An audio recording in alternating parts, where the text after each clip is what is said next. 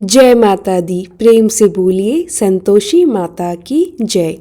आज पावन शुक्रवार के दिन आप सुनिए संतोषी माता की दिव्य और मंगलकारी व्रत कथा। एक समय की बात है, एक बुढ़िया थी जिसके 7 बेटे थे। 6 बेटे मेहनत करके कमाते थे और 7वां बेटा बड़ा सीधा साधा भोला और सरल स्वभाव का, जिसे लोग निकम्मा भी कहते थे। बुढ़िया माँ रोज 6 बेटों के लिए प्यार से रसोई बनाती, उन्हें भोजन कराती और जो बचा खुचा होता वह 7वें बेटे को दे देती। लेकिन वह भोला भाला लड़का यह सब प्रेम समझकर ही खा लेता। एक दिन वह अपनी बहू से बोला, देखो बहू, मेरी माँ मुझसे कितना प्रेम करती है। बहू हंसकर बोली, क्यों नहीं, सबकी जूठन तुम्हें ही तो खिलाती है। लड़के ने आश्चर्य से कहा, क्या ऐसा भी हो सकता है? जब तक मैं अपनी आंखों से न देख लूं, विश्वास नहीं होगा। बहू बोली, तो देख लेना, तब मानोगे। कुछ दिन बाद बड़ा त्योहार आया।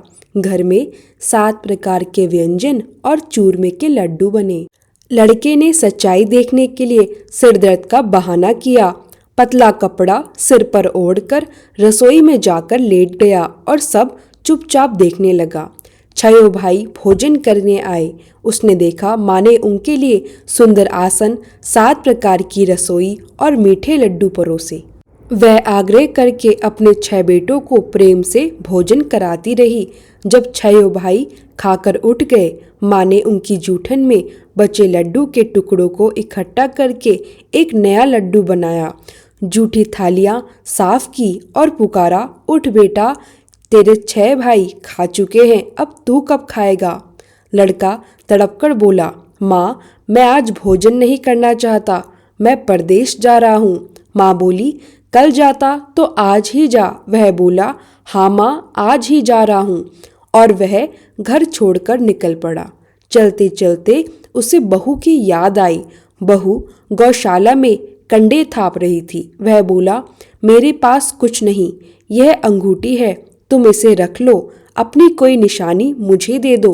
बहू बोली, मेरे पास है ही क्या, यह गोबर भरा हाथ है। और उसने उसके कपड़ों पर गोबर भरा हाथ मार दिया। लड़का चुपचाप वहां से निकल पड़ा। दूर देश पहुंचकर वह एक साहूकार की दुकान पर गया और बोला, भाई, मुझे नौकरी दे दो। साहूकार को नौकर की जरूरत थी। उसने कहा, काम देखकर दाम मिलेगा। लड़का सुबह 6 बजे से रात 12 बजे तक तन मन से काम करने लगा। कुछ ही दिनों में हिसाब किताब, ग्राहकों को सौदा देना, सब काम उसने अच्छी तरह संभाल लिया। कुछ समय बाद साहूकार ने उसे दुकान के मुनाफे में साझेदार बना लिया। 12 वर्षों में वह नामी सेठ बन गया। मालिक भी दुकान व्यापार उसी पर छोड़कर बाहर चला गया। इधर बहू पर क्या बीत रही थी वह सुनिए। सास ससुर उसे दिन रात दुखी कर देते, सारा घर का काम करवाते और लकड़ी लाने जंगल भेज देते। भूसी की रोटी और फूटे नारियल की नरीली में पानी, बस यही उसका भोजन था।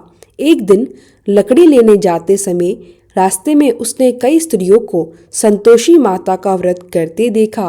वह खड़ी होकर बोली, बहनों, यह किस देवी का व्रत करती हो? क्या फल मिलता है? ये कैसे किया जाता है? कृपया मुझे भी बताइए, मैं बड़ी दुखियारी हूँ। एक स्त्री बोली, बहन, यह संतोषी माता का व्रत है। इससे निर्धनता दूर होती है, लक्ष्मी आती है, सारी मनोकामनाएं पूर्ण होती है। पति अगर परदेश गया हो तो घर लौट आता है। कुंवारी को मनपसंद वर मिलता है। कलेश दूर होते हैं, मुकदमे खत्म होते हैं, घर में सुख शांति और धन आता है।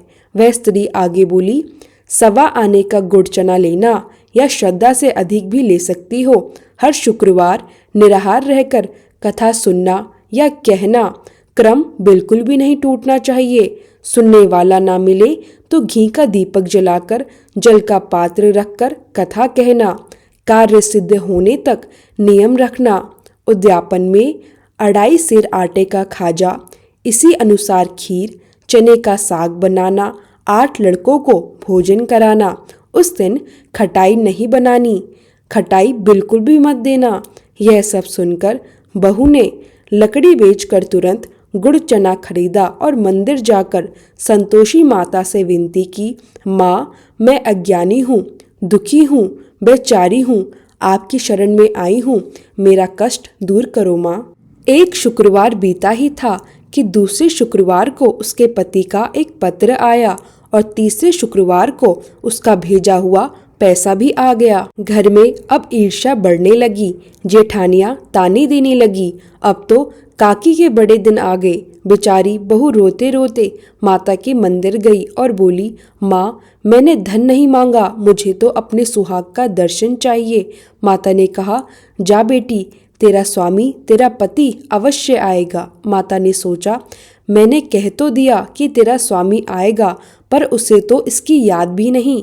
तो माता उसके पति के सपने में प्रकट हुई और बोली, तेरी पत्नी दुख सह रही है, तू उसकी सुध ले। लड़का बोला, माँ काम धंधा मैं कैसे छोड़कर जाऊं, लेन देन का हिसाब अभी बहुत बचा है। माता बोली, कल सुबह नहा धोकर संतोषी माता का नाम लेना, घी का दीपक जलाकर दुकान पर बैठ जाना, देखते ही देखते सब लेन देन पूरा हो जाएगा।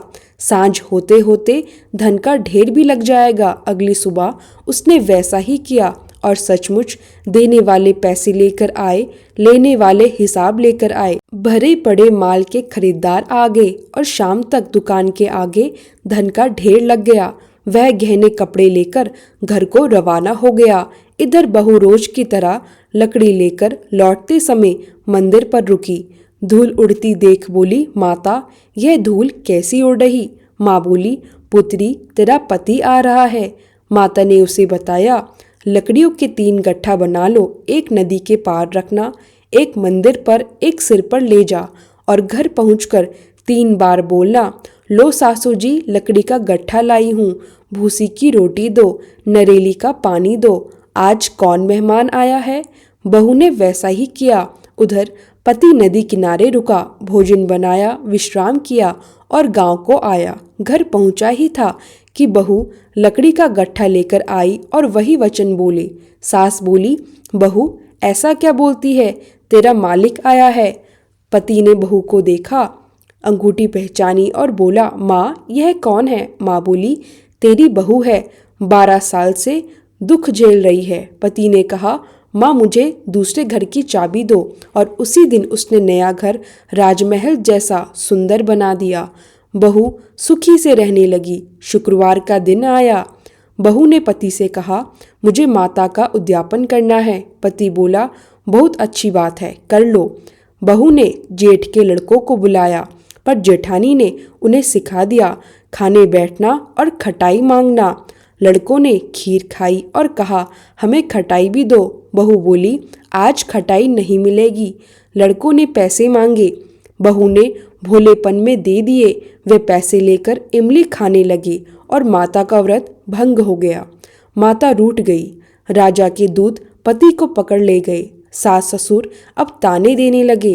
बेचारी बहू रोते रोते फिर से माता के मंदिर गई और बोली, माँ मैंने क्या अपराध किया, भूल से पैसे दे दिए थे। माता बोली, ऐसी भी कोई भूल होती है क्या? बहू ने विनती की, माँ क्षमा करो, मैं फिर से आपका उद्यापन करूंगी। माता बोली, अब कभी भूल मत करना, जा तेरा पति रास्ते में ही मिलेगा। बहू जैसे ही निकली, पति उसे बीच रास्ते में मिल गया। वह बोला, राजा ने धन का टैक्स मांगा था, वह भरकर आया हूँ। कुछ दिन बाद फिर शुक्रवार आया। बहू बोली, मुझे माता का अब उद्यापन अच्छे से करना है। पति ने कहा, हाँ कर लो। इस बार उसने जेठ के लड़कों की जगह ब्राह्मणों के लड़कों को बुलाया और एक एक फल दक्षिणा दी। संतोषी माता बहुत प्रसन्न हुई और 9 महीनों बाद चंद्रमा जैसा सुंदर पुत्र जन्मा। बहू रोज माता के मंदिर जाने लगी। माता ने सोचा, आज मैं ही इसके घर चलूं।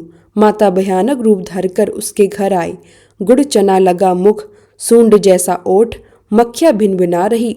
सास चिल्लाई, अरे कोई चुड़ैल आ रही है। सभी बच्चे डर गए और छुपने लगे, पर बहू रोशनदान से देख रही थी और खुश होकर बोली, आज मेरी माता आई है। वह बच्चों को छोड़कर माता की ओर दौड़ी। माता के प्रताप से घर में जहाँ देखो लड़के ही लड़के दिखाई देने लगे। सास ससुर डरकर बोले, हे देवी, हम अज्ञानी हैं, हमारी भूल क्षमा करो। बहू बोली, इनसे मिलिए, यही है संतोषी माता। सबने माता के चरण पकड़ लिए और माफ़ी मांगने लगे। माता बोली, जो भी यह कथा पढ़ेगा, सुनेगा या श्रद्धा से सुनाएगा, उसकी सभी मनोकामनाएं पूर्ण होंगी और घर में सुख शांति प्रेम और संतोष बना रहेगा। प्रेम से बोलिए संतोषी माता की जय।